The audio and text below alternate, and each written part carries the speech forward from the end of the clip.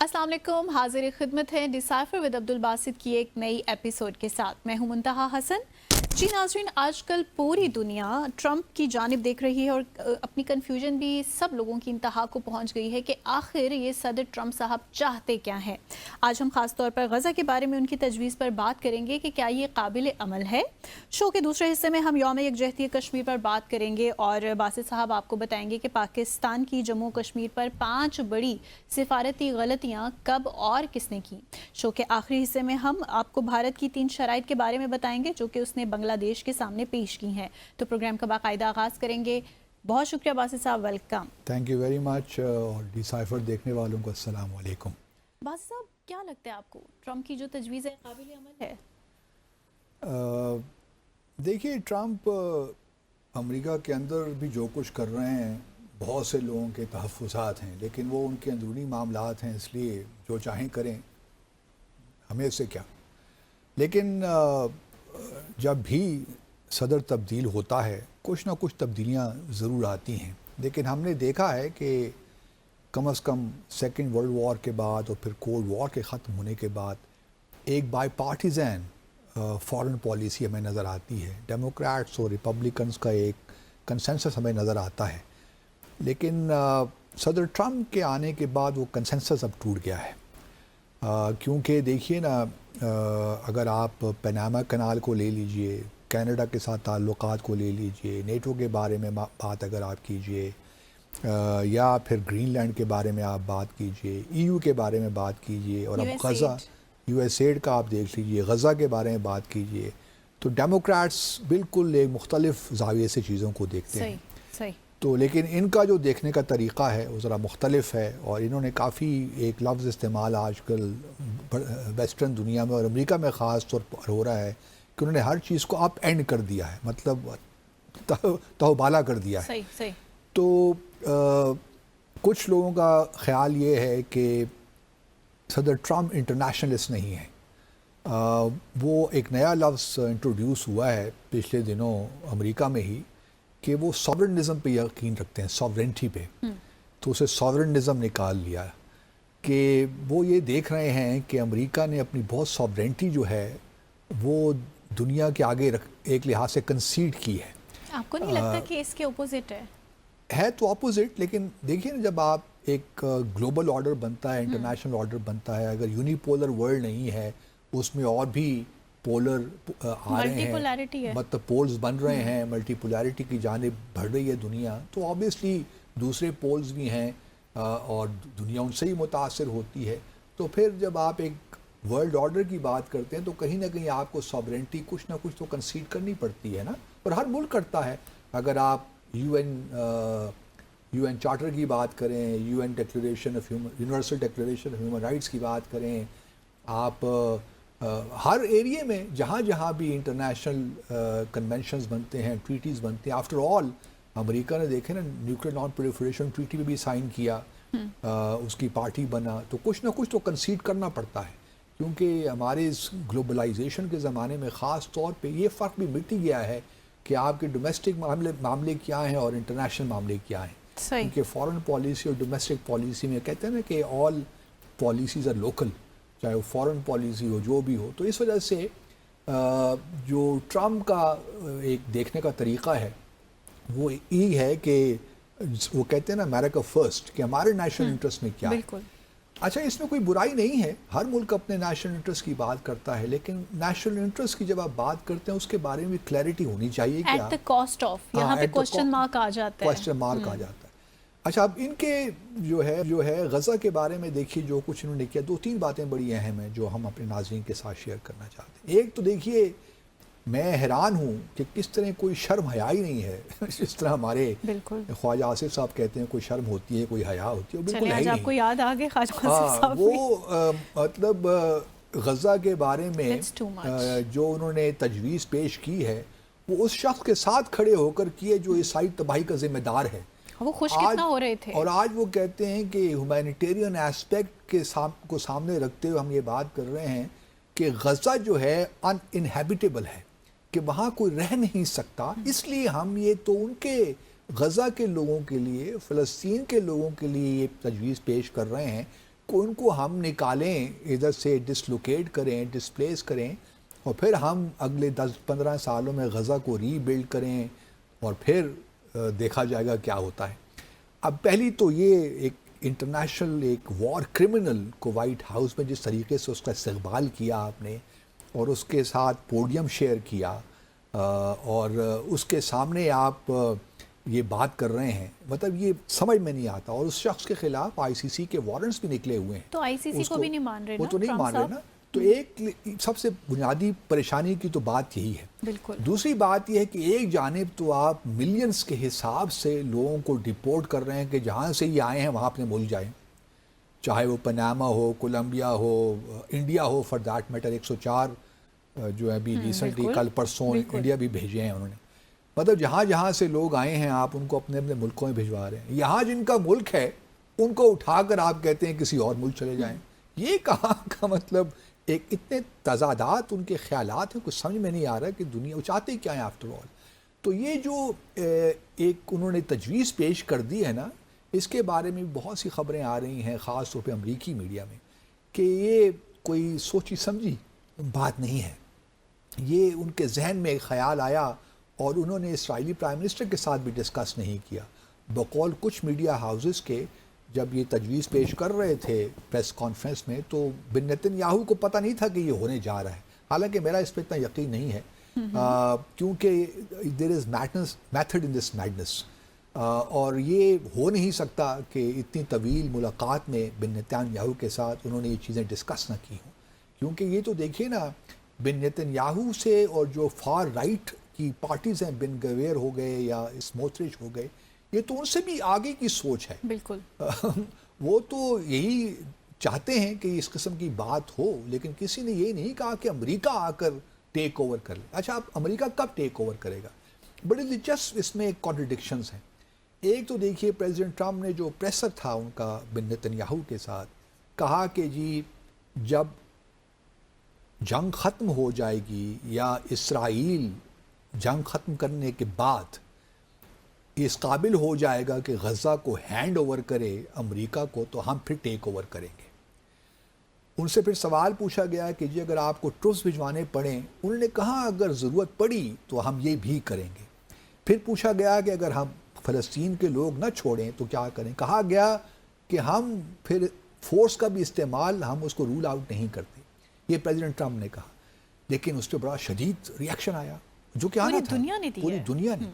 سعودی عرب نے بڑا strongly worded reaction تھا ان کے فارن آفس کی جانب سے، اسی طرح قطر کی جانب سے، رشیا کی جانب سے، چین کی جانب سے، اور سب دنیا نے ریاکٹ کیا کہ جی آپ یہ کیا نیا پینڈوراز باکس کھول رہے ہیں، اور آپ کو کس نے کہا ہے کہ، اور فلسطینی خود جو غزہ میں ہیں، میں کل دیکھ رہا تھا مختلف چینلز انٹرنیشنل، اس میں تو غزہ کے جو لوگ ہیں وہ کہتے ہیں کہ جی ہم نے اسرائیل کی اتنی ریاسی دہشت گردی کو برداشت کر لیا ہے، 50,000 کے قریب ہم نے شہادتیں دے دی ہیں، 1 لاکھ سے زائد لوگ زخمی ہو گئے ہیں، اور کتنے لاپتہ ہیں، اور ملبے کا ڈھیر ہے اس میں دفن ہیں، اور ہم نے پورا غزہ قربان کر دیا۔ تو کیا ہم پریزیڈنٹ ٹرمپ کی جو ریئل اسٹیٹ کی ان کی نیچر ہے ڈیولپر کی، ہمارے وہی ملک ریاض ٹائپ لگتے ہیں کوئی، تو وہ جو ہے کیا ہم ان کی خاطر ہی اپنا ملک چھوڑ دیں گے؟ پریزیڈنٹ ٹرمپ کی ذہن میں ایک بات ان کو سمجھ میں نہیں آ رہی۔ وہ کیا؟ وہ یہ ہے بہت سے دیکھیں جو لبرل ڈیموکریٹک اسٹیٹس آپ انہیں کہہ لیں، یا ویسٹرن جو ایک ماڈل ہے گورن کرنے کا، یا جو ان کے کانسٹیٹیوشنز ہیں، وہ زیادہ تر اگر آپ دیکھیے جو امریکہ جیسے ممالک ہیں خاص طور پہ، جہاں پہ کوئی انڈیجنس لوگ تو نہیں ہیں نا، یہ سارے لوگ باہر سے ان کے آبا و اجداد آئے اور یہاں بسے، جو ریڈ انڈینز سے ان کو تو مار بھگایا، پتہ نہیں کہاں ہیں بیچارے، اس طرح آسٹریلیا میں بھی ہوا۔ تو یہ وہ لوگ نہیں ہیں، کوئی ڈنمارک سے آ گیا، کوئی آئرلینڈ سے آ گیا، کوئی برطانیہ سے آ گیا، کوئی فرانس سے آ گیا، کوئی کہاں منگولیا سے آ گیا، کوئی چین سے آ گیا، کوئی، تو یہ وہ لوگ ہیں، ان کے ہاں جو کانسیپٹ ہے وہ ہے سول نیشنلزم کا، کہ کانسٹیٹیوشن ہے، اس کے تحت جو بھی آپ کی ایتھنسٹی ہے کوئی فرق نہیں پڑتا، جو بھی آپ کا ریلیجن ہے کوئی فرق نہیں پڑتا، بات صرف رائٹس کی ہوتی ہے، بات رائٹس کی ہے، آپ سب کو ایکول رائٹس ہیں، سو آن اینڈ سو۔ صحیح۔ لیکن ایک دوسرا جو نیشنلزم ہوتا ہے نا وہ ایتھنو نیشنلزم ہوتا ہے جو ایتھنیسٹی کی بنیاد پہ ہوتا ہے، وہ بڑا اسٹرانگ ہوتا ہے، وہ سول نیشنلزم کی طرح نہیں ہوتا. رائٹ. جو ایتھنو نیشنلزم ہوتا ہے for that metre religious nationalism جو ہوتا ہے، جو مذہب کی جو بنیاد وہ بڑا اسٹرانگ ہوتا ہے. یہ بات ان کی سمجھ میں نہیں آ رہی کہ فلسطین کے لوگ اس زمین سے جڑے ہوئے ہیں. بالکل. یہ کوئی وہ نیشنلزم نہیں ہے امریکہ والا کہ آپ نے کسی کو اٹھا کے فلوریڈا سے آپ نے لاس اینجلس بھجوا دیا تو وہ بھی ٹھیک ہے. خود شاید اسرائیل والا بھی. ہاں اسرائیل والا بھی. تو اسرائیل میں بھی نیشنلزم ہے ریلیجیس کی بنیاد پہ، لیکن ادھر زائنزم اور جوڈائزم کے مختلف انٹرپریٹیشن ہیں، اس لیے وہاں ذرا معاملات ڈفرینٹ ہو جاتے ہیں. اب دیکھیے یہ قابل قبول تو اسرائیلیوں فلسطینیوں کو نہیں ہے. اب کیا ان پہ دوبارہ پہلے تو یہ نا کہ اسرائیل کس طرح یہ ان کو باہر بھیجوائے گا. ایجپٹ بھی تیار نہیں ہے، انہوں نے بھی ریجیکٹ کر دیا، جارڈن نے بھی ریجیکٹ کر دیا. اب جارڈن کے جو شاہ عبداللہ ہیں ان کو 11 فروری کو طلب کر لیا گیا ہے وائٹ ہاؤس میں، لیکن اس سے پہلے سب نے اپنی پوزیشن بڑی واضح کر دی. آئی ایم گلیڈ کہ ایٹ لیسٹ کوئی پوزیشن واضح ہو گئی ہیں. اب میں امید کرتا ہوں کہ شاہ عبداللہ اپنی بات پہ ڈٹے رہیں گے اور کہیں گے کہ یہ قابل قبول نہیں ہے. اب اسرائیل کب ہینڈ اوور کرتا ہے اور اسرائیل امریکہ کب ٹیک اوور کرتا ہے، یہ ایک بہت لمبی کہانی ہے اور یہ فی الحال قابل قبول نہیں لگتی. اگلے 4 سال ہمیں اسی قسم کی سچویشنز کا سامنا کرنا پڑے گا جہاں پریزیڈنٹ ٹرمپ جو اس قسم کی باتیں کرتے رہیں گے. 4 سال بہت لمبا ہوتا ہے اور خاص طور پہ پریزیڈنٹ ٹرمپ کے 4 سال تو بہت طویل ہوں گے. اب کس قسم کے حالات بنتے ہیں، لیکن مسلمانوں کو تھوڑا بہت، عرب دنیا کو، پاکستان کا جو تھا نا بڑا پھسپھسا سا ان کے لیے ٹھیک تھا، لیکن انہوں نے یہ نہیں کہا کہ پریزیڈنٹ ٹرمپ نے جو پروپوزل دی ہے ان کو مینشن کرنا چاہیے تھا. پتہ نہیں پریزیڈنٹ ٹرمپ سے اتنا ڈرتے کیوں ہیں. تو پروپوزل یہ پریزیڈنٹ ٹرمپ کا نام لیے بغیر انہوں نے اس کو ریجیکٹ کر دیا. کہنے میں کیا حرج تھا. بہرحال یہ ہے کہ یہ پریزیڈنٹ ٹرمپ ابھی جب اسرائیل اور بمباری کرے گا اس کا مطلب کہ سیز فائر جو ہے وہ بھی ذرا خطرے میں ہے اس وقت. تو اسرائیل کس طرح ہینڈ اوور کب کرے گا، کیا کرے گا، وی ڈو ناٹ نو. ابھی بہت سے ایسے مرحلے آنے ہیں. یہ بھی تو ہو سکتا ہے کہ صرف باتیں اور دعوے ہی ہوں. پاسبل ہے، لیکن یہ بھی ہو سکتا ہے کہ یہ دعوے جو کر رہے ہیں پریشر بلڈ کرنے کے لیے ہو سعودی عرب وغیرہ پہ کہ جی اگر دیکھیے ہم یہ کرنے جا رہے ہیں، اگر آپ نہیں مانتے اسرائیل کے ساتھ تعلقات قائم کریں. تو اس کی بہت سی ڈائمینشنز ہیں. ابھی چونکہ ہمارے پاس وقت نہیں ہے، پریشر ٹیکٹک بھی ہے تو جواب تو مل ہی جواب تو مل ہی گیا، لیکن آگے آنے دن بڑے انٹرسٹنگ ہوں گے. صحیح. سو آپ کی اجازت تو باسط صاحب ایک چھوٹا سا بریک لے لیں. یہ آپ نے مجھ سے اجازت لینا کب سے شروع کر دی ہے. بریک کے بعد حاضر ہوں گے. جو چاہے وہ آپ کریں، ہم کو بس بدنام کیا.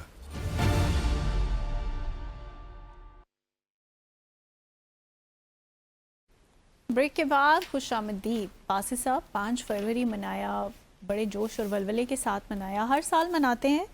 شو سے پہلے آپ مجھے کچھ بتا رہے تھے، میں چاہتی ہوں آپ ہماری ڈیسائفر کے ناظرین سے بھی شیئر کریں کہ وہ کون سی بڑی سفارتی غلطیاں ہیں جو ہم نے کی ہیں. بہت ہی غلطیاں تو بہت ہیں، لیکن 5 میں ہائی لائٹ کرنا چاہتا ہوں کیونکہ ہاں باقی بھی غلطیاں بے شمار ہیں. لیکن اسی لیے تو جہاں آج ہم کھڑے ہیں کشمیر کے معاملے میں، کوئی ٹنل کے اس سائڈ پہ لائٹ نظر نہیں آ رہی، حالانکہ یہ کہنا نہیں چاہیے مجھے، لیکن یہ ہے کہ بہت سے پالیسی نہیں ہے. نیریٹو تو پالیسی سے بنتا ہے نا، جب پالیسی ہوتی ہے تو اس سے نیریٹو بنتا ہے.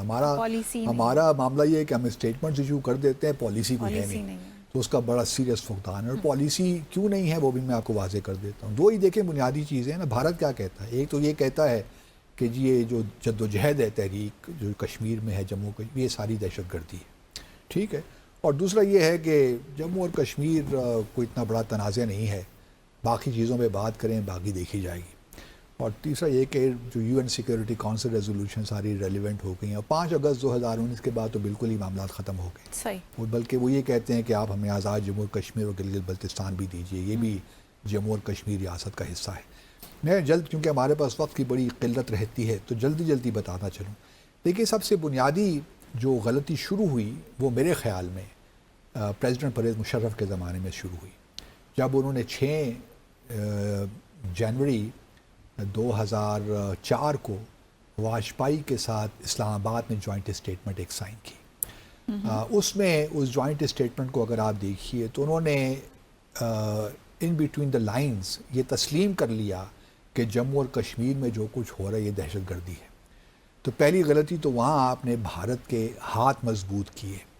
آپ نے کہا کہ ہم اب یہاں سے کوئی انفلٹریشن نہیں ہونے دیں گے پاکستان کی سائڈ سے. صحیح. تو یہ ایک بہت بڑی سفارتی میں سمجھتا ہوں کہ ہماری غلطی تھی.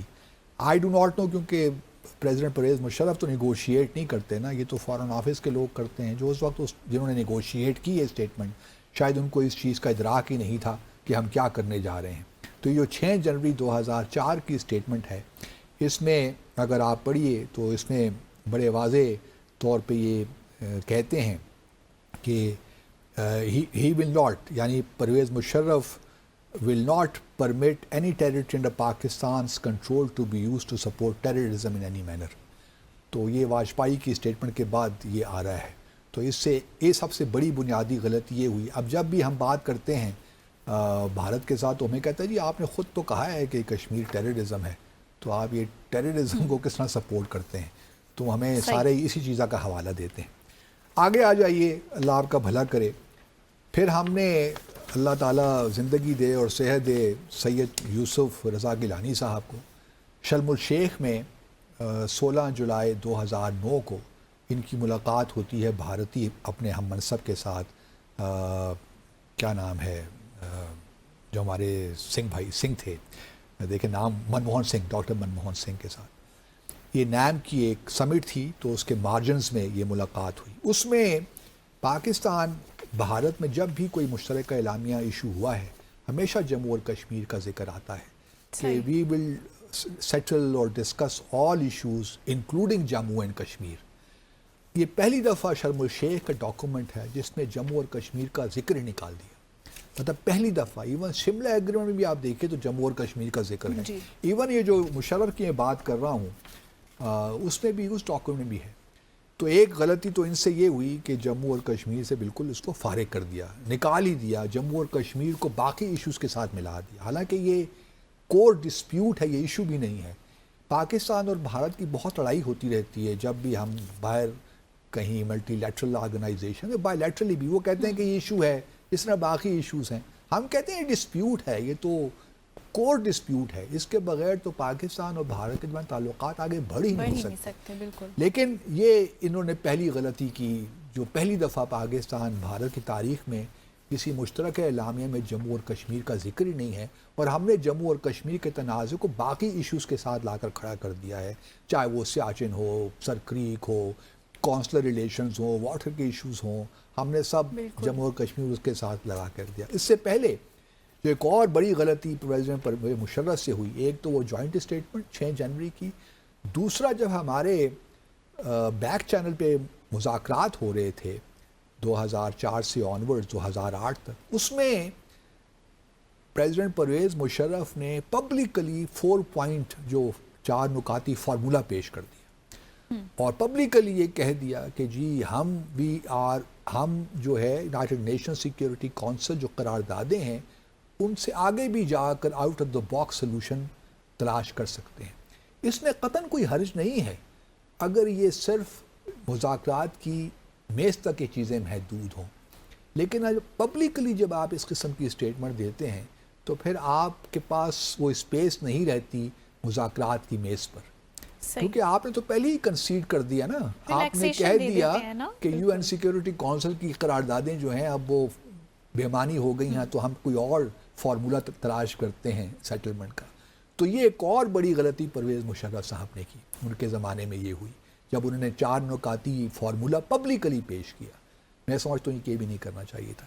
اس کے بعد پھر کیونکہ بھارت کو پتہ چل گیا کہ یہ لوگ سیریس تو ہیں نہیں، قراردادوں کا ذکر تو کرتے ہیں، جس طرح ہم ابھی 5 فروری کو بھی یوم یکجہتی یہ کشمیر تھا، کتنی اسٹیٹمنٹس آئیں. ہمارے پرائم منسٹر شہباز شریف وہ لیجسلیٹو اسمبلی پہنچ گئے کشمیر، آزاد جموں اور کشمیر کی، وہاں بھی انہوں نے تقریر فرمائی، اور وہی گھسی پیٹی باتیں، کوئی اس میں جدت نہیں، کوئی انوویشن نہیں، اور پھر وہی ڈائلاگ کی باتیں کرتے رہتے ہیں سارا دن. ڈائلاگ سے کیا ملا ہے آپ کو؟ کوئی بائی لیٹرل ڈائلاگ سے بھی تو کچھ ملا ہے آپ کو جموں اور کشمیر پہ کہ آپ ڈائلاگ کی باتیں کر رہے ہیں؟ ابھی تو آپ کی پوزیشن یہی تھی کہ جب تک بھارت 4 اگست 2019 کو جو صورتحال تھی مقبوضہ جموں اور کشمیر کو، اس کو ریسٹور نہیں کرتا تو ہم ڈائلاگ نہیں کریں گے. اب آپ یہ پوزیشن لے رہے ہیں کہ ڈائلاگ ہونا چاہیے جی، مطلب اس کا ذکر ہی نہیں کر رہے اس بات کا. ایک اور بڑی غلطی، ایک اور بڑی غلطی، غلطیاں بہت ہیں لیکن میں آپ کو چیزیں غلطیاں بتا رہا ہوں. صحیح. اس کے بعد شرم الشیخ کے بعد تو واقعہ یہ ہو گیا. آپ پھر آگے آ جائیے نواز شریف صاحب کے زمانے میں. 10 جولائی 2015 کو اوفا میں ان کی ملاقات ہوتی ہے صحیح۔ مودی صاحب کے ساتھ، جس میں اگین کشمیر کا کوئی ذکر نہیں۔ تو میں پہلے تو جو بھی سیکرٹری خارجہ تھے جنہوں نے نیگوشیٹ کی ہیں شرم الشیخ میں اور اوفا میں ان کو ذمہ دار ٹھہراتا ہوں، کیونکہ ان کو they should have put their foot down کہ جی یہ جموں اور کشمیر اتنا امپورٹنٹ مرحلہ ہے، معاملہ ہے ہمارے لیے، اس کو ہم کس طرح باقی ایشوز کے ساتھ کھڑا کر سکتے ہیں۔ تو اوفا میں 10 جولائی 2015 کو یہ ہوا۔ اس کے بعد پھر آ جائیے آگے تو 2015 ہی میں 10 دسمبر کو ایک ملاقات ہوتی ہے یہاں اسلام آباد میں، اور اس کی جوائنٹ اسٹیٹمنٹ بھی آپ دیکھیے تو بالکل یک طرفہ ہے۔ اس میں تو لٹرلی آپ یوں سمجھیے کہ جموں اور کشمیر کے معاملے کو مطلب ایک لحاظ 9 دسمبر کی اسٹیٹمنٹ ہے، سوری 9 دسمبر 2015 کی، اس میں بھی شامل تھا اس ملاقات میں۔ اس میں دیکھیے وہ کہتے ہیں کہ dialogue and directed the foreign secretaries to work out the modalities and schedule of the meetings under the dialogue including peace and security, CBMs, Jammu and Kashmir, Siachen Sir Creek, مطلب اس کو بھی لا کر تیسرے درجے پہ لا کر کھڑا کر دیا جموں اور کشمیر پہ۔ تو اب میرے خیال میں اتنی سفارتی غلطیاں کرنے کے بعد تو بھارت نے جو کچھ 5 اگست 2019 کو کیا، اور پھر آخری بڑی غلطی منتہا یہ ہوئی کہ ان تمام چیزوں کے کرنے کے بعد ہم نے پھر 25 فروری 2021 کو بھارت کے ساتھ ایل او سی پہ سیز فائر ایگریمنٹ کر لیا۔ اب جنرل باجوہ قمر باجوہ تو ہے نہیں، اب ان سے بندہ کیا گلہ کرے، سنگین غلطی، یہ وہ ٹائم نہیں تھا جب آپ یہ سیز فائر ایگریمنٹ کرتے، حالانکہ ہمارا ایک سیز فائر پہ انفارمل انڈرسٹینڈنگ موجود تھی 25 نومبر 2003 سے، رائٹ، کہ ہم، لیکن وہ سیز فائر بھارت کی جانب سے وہ ہے پرووک کرتا رہتا تھا اور سیز فائر وائلیٹ ہوتی رہتی تھی۔ لیکن یہ 25 فروری 2021 کو جو ایگریمنٹ باقاعدہ ہوا ہے اور اس پہ جوائنٹ اسٹیٹمنٹ ایشو ہوئی ہے، اور یہ دونوں جو ڈی جیز ہمارے ہیں ملٹری آپریشنز، ان کے درمیان یہ بات چیت ہوئی، اور اس سے پہلے خفیہ ملاقاتیں بھی ہوتی رہیں، تو انہوں نے بہت ڈیمیج کیا ہے میں سمجھتا ہوں جموں اور کشمیر کاز کو۔ یہ جو ہے نا اس میں دیکھیے both sides reiterated the existing mechanisms and اچھا یہ تو خیر دوسری بات ہے، لیکن اس میں اس اسٹیٹمنٹ میں یہ بھی کہتے ہیں کہ in the interest of achieving mutually beneficial and sustainable peace along the borders, the two DGMOs agreed to address each other's core issues، اور اس کے مطلب یہ فضول سی باتیں ہیں ساری۔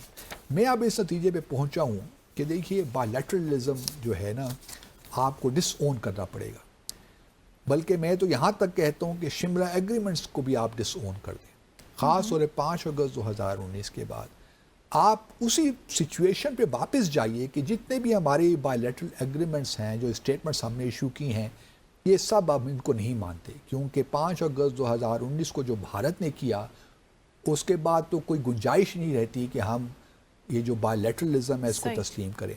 ہم واپس جاتے ہیں، وہ ایک ملے میں ایک کہاوت ہے کہ if you forget your way you should return to the beginning and start again۔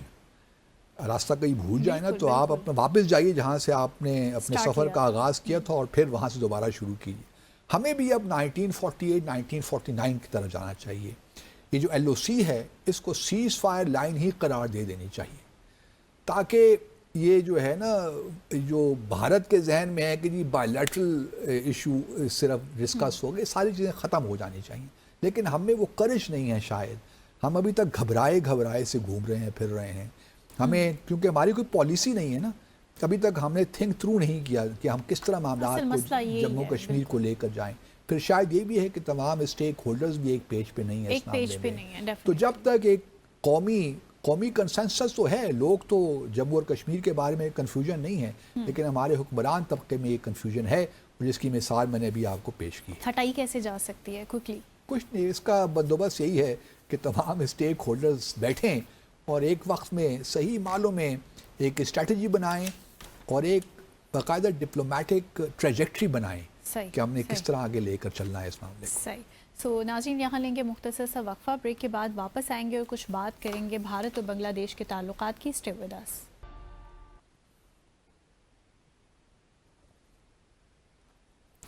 بات کریں گے اب بھارت اور بنگلہ دیش کے تعلقات کی. باسی صاحب مجھے بتائیے گا کہ بھارت نے بنگلہ دیش کے سامنے کون سی 3 شرائط رکھی ہیں اور کیا بنگلہ دیش ان کو قبول کرے گا؟ بنگلہ دیش اور بھارت کے تعلقات میں ایک اور شدت پیدا ہو گئی ہے آپ کہہ لیجئے، کیونکہ گزشتہ 2 دن پہلے میرے خیال میں شیخ حسینہ نے آن لائن ایک ایڈریس کیا بنگلہ دیشیوں کے لیے آن لائن سوشل بڑا میڈیا شدید ریئیکشن آیا اس بنگلہ پہ، دیش میں، اور انہوں نے اس خطاب میں یہاں تک کہہ دیا کہ اس وقت جو بنگلہ دیش ہے وہ دہشت گردوں اور ملیٹنٹس کی ایک زمین بن گئی ہے یا ان کا ملک بن گیا ہے. تو اس پہ بڑا شدید غم و غصہ بنگلہ دیش میں، اور اس غم و غصے میں وہ لوگ انہوں نے چڑھائی کر دی جو ان کا آبائی گھر تھا، جس کو بعد نے میوزیم میں تبدیل کر دیا شیخ مجیب الرحمان کے نام سے. تو اس پہ انہوں نے اس کو جلا کر راکھ کر دیا. اور یہ بالکل ہوتا ہے جب آپ اس قسم کی بات کریں، اور خاص طور پہ بھارت جیسے ملک میں، تو یہ ریئیکشن تو آنا ہی تھا. اچھا، اس میں اب 2-3 چیزیں ہیں. ہمارے ناظرین کو یاد ہی ہوگا کہ وکرم مسری جو کہ بھارت کے سیکرٹری خارجہ ہیں، انہوں نے دورہ کیا تھا بنگلہ دیش کا 9 دسمبر پچھلے سال، اور یہ پہلا ایک کانٹیکٹ، ہائی لیول کانٹیکٹ تھا بٹوین دا 2 کنٹریز آفٹر 5 اگست 2024،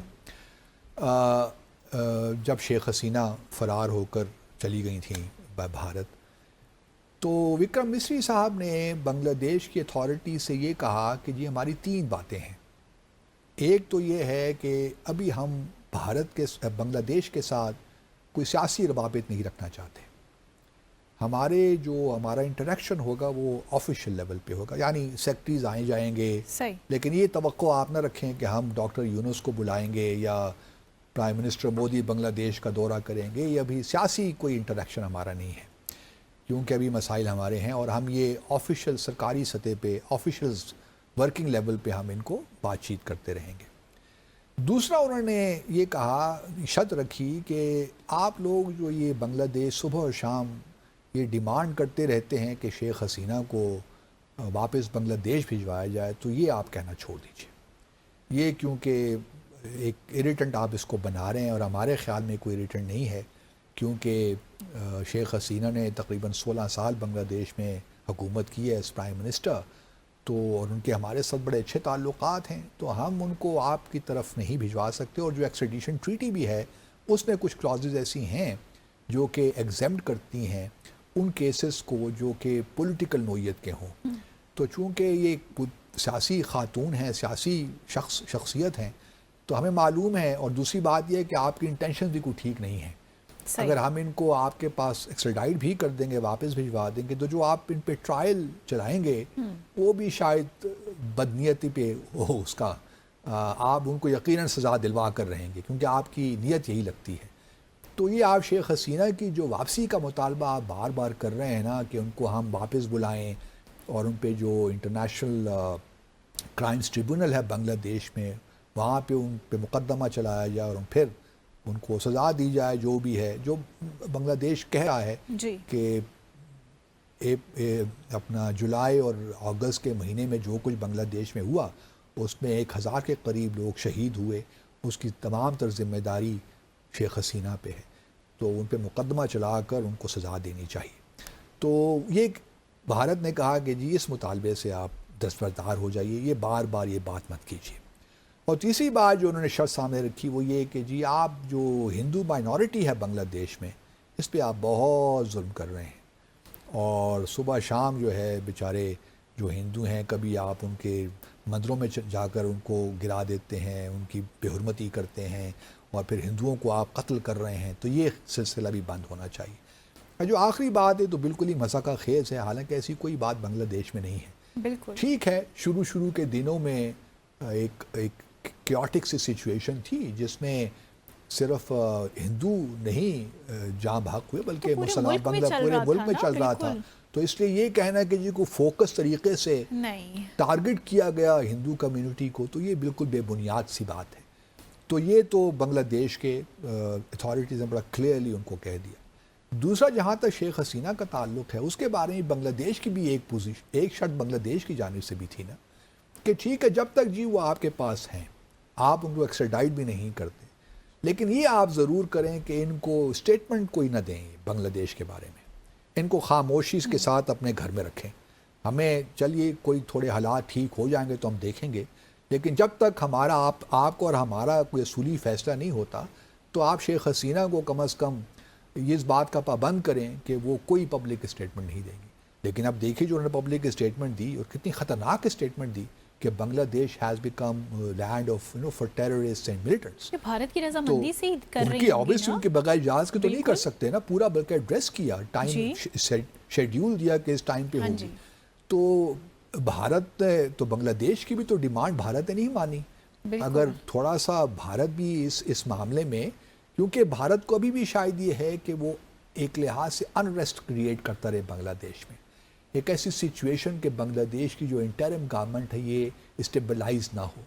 تو چونکہ اسٹیبلائز نہیں ہوگی تو انڈر پریشر رہے گی. اور پھر یہ بھی ہے ان کے نقطہ نظر سے کہ عوامی لیگ پوری طرح ختم تو نہیں ہوئی نا, عوامی لیگ کے بھی کچھ سپورٹرز تو بھی ہوں گے جو چاہتے ہوں گے کہ شیخ حسینہ جنہوں نے فائدہ اٹھایا ہے 16 سالوں میں, تو کچھ نہ کچھ تو ان کے ریمننٹس ہوں گے کہیں نہ کہیں. ایک سیاسی جماعت کے طور پہ تو وہ رہی ہے نا 1971 سے پہلے کی تھی. تو اس وجہ سے ان کا خیال یہی ہے کہ ابھی بھی ہم شیخ حسینہ کو اگر رکھیں گے, کچھ اسٹیٹمنٹ دے دیں گی تو ایک تو انسٹیبلٹی آئے گی جس طرح یہ ریاکشن آیا, اور دوسرا یہ ہے کہ عوامی لیگ کو بھارت کے نقطہ نظر سے عوامی لیگ کو زندہ رکھنا بھی ان کے انٹرسٹ میں ہے. تو ایک لحاظ سے براہ راست مداخلت ہے بنگلہ دیش کے اندرونی معاملات میں.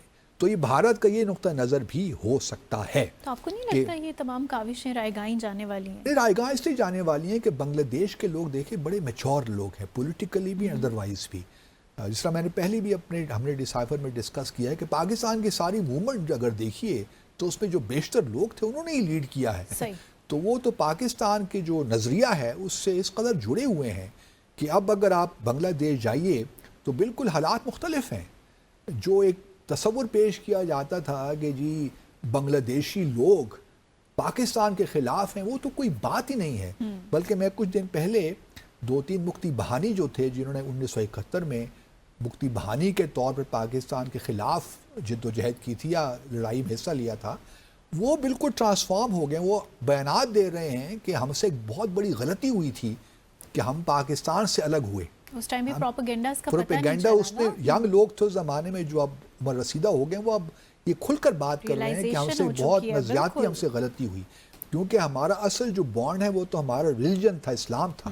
اور وہ ہمیں یہ ہندو بے شک کہتے رہے, بنگالی اگر ہندو بھی اگر ہمیں کہتا ہے کہ ہم آپ کے دوست ہیں تو ہم نہیں مانتے. ہمارے لیے تو اسلام زیادہ امپورٹنٹ ہے, ہمارے جو اسلام کا رشتہ ہے ہمارے لیے زیادہ امپورٹنٹ ہے. تو یہ سوچ میں تبدیلی آ رہی ہے. اب پاکستان اوبیسلی ہمارے تو دیکھیے پہلے بھی انٹرسٹ میں یہی تھا کہ ہمارے بنگلہ دیش کے ساتھ تعلقات ٹھیک ہوتے. ہم نے سچی بات یہ ہے کہ پاکستان نے پچھلے 16 سالوں میں بہت کوشش کی کہ شیخ حسینہ کے ساتھ بھی ان کے ہوتے ہوئے بھی ہمارے تعلقات اچھے ہوں. ہم نے کئی بار ان کو انوائٹ بھی کیا کہ آپ آئیے, لیکن شیخ حسینہ بھارت کے ہاتھوں میں کھیلتی رہی. انہوں نے کبھی بائی لیٹرل وزٹ نہیں کیا. انہوں نے یہ شرط رکھی کہ جی پاکستان پہلے ساری معافیا مانگے ہم سے جو کچھ انہوں نے 1971 میں بنگلہ دیش کے ساتھ کیا. حالانکہ اس پہ بھی جس طرح میں پہلے بھی کئی بار بتا چکا ہوں اپنے ناظرین کو, ایک ہمارا ایگریمنٹ تھا 1974 میں, اس کا آرٹیکل 16 اگر پڑھیے تو اس کے مطابق فرگیو اینڈ فرگیٹ والی پالیسی تھی کہ آگے بڑھنا ہے ہم نے. لیکن شیخ حسینہ نے اس طرح سارک کو بھی آگے نہیں بڑھنے دیا, حالانکہ سارک کا اوریجنل آئیڈیا بنگلہ دیش ہی سے آیا تھا جی. لیکن سارک کو بھی انہوں نے بھارت کو بلائنڈلی سپورٹ کرتے ہوئے سارک کا ہی بڑا غرق کیا. اب توحید صاحب جو ہیں انڈیا کے ایڈوائزر فارن منسٹر آپ کہہ لیجئے, ان کا ایک آرٹیکل چھپا ہے پچھلے دنوں ایک بھارت کے اخبار میں. ان میں انہوں نے کہا ہے کہ جی ہم بھارت کے ساتھ اچھے تعلقات چاہتے ہیں, اور ٹھیک بھی ہے, وہ ہمسایہ ہے, امپورٹنٹ ملک ہے. تو ہم بھی پاکستان بھی نہیں چاہیا کہ بنگلہ دیش اور بھارت کے تعلقات میں تنازعات کو اس قدر بڑھ جائیں کہ بنگلہ دیش جو ایک ڈیولپمنٹ کے پروسیس میں ہے اس کا وہ پروگرس کا پروسیس رکے, کیونکہ بنگلہ دیش نے بہت ترقی بھی کی ہے مختلف شعبہ ہے زندگی میں. تو ہم نہیں چاہیں گے کہ بنگلہ دیش کس طرح بھی سفر کرے. لیکن اگر خدا نہ خواستہ کوئی بھارت کے ایسے عزائم ہوئے بنگلہ دیش کے خلاف, تو اس بات میں کسی کو شک نہیں ہونا چاہیے کہ پاکستان بنگلہ دیش کے ساتھ کھڑا رہے گا، اور کیونکہ ہمارا ایک ایسا ملک ہے، برادر ملک، جس پہ ہمیں فخر ہے بنگلہ دیش پہ. تو اس وجہ سے پاکستان اور بنگلہ دیش کے درمیان جو پروسیس چل رہا ہے دیٹ از ویری انکریجنگ. ہمارے فارن منسٹر اس ماہ شاید بنگلہ دیش جا بھی رہے ہیں، تو اس سے مزید تقویت ملے گی اس پروسیس کو. پھر ڈائریکٹ فلائٹس بھی شروع ہو رہی بالکل. ہیں. ایک جو پرائیویٹ ایئر لائن ہے فلائی جنا، ان کو شاید پرمیشن مل گئی ہے ڈائریکٹ فلائٹس کی. تو دیٹ کراچی سے ڈھاکہ، غالباً کراچی ڈھاکہ اسلام آباد سے بھی شروع ہوں گی، لیکن I think to start with the Karachi Dhaka سے ہوگا. تو مطلب all things appearing to be taking some good shape, which is very encouraging. And very positive Very as well. positive. So ناظرین، اسی کے ساتھ ہی آج کے پروگرام کا وقت یہاں اختتام پذیر ہوا چاہتا ہے. آپ سے انشاءاللہ ملاقات ہوگی کل مزید دلچسپ انٹرسٹنگ ٹاپکس کے ساتھ. منتہا حسن کو ڈیسائفر ود عبدالباسط سے اجازت دیجیے گا. خدا حافظ.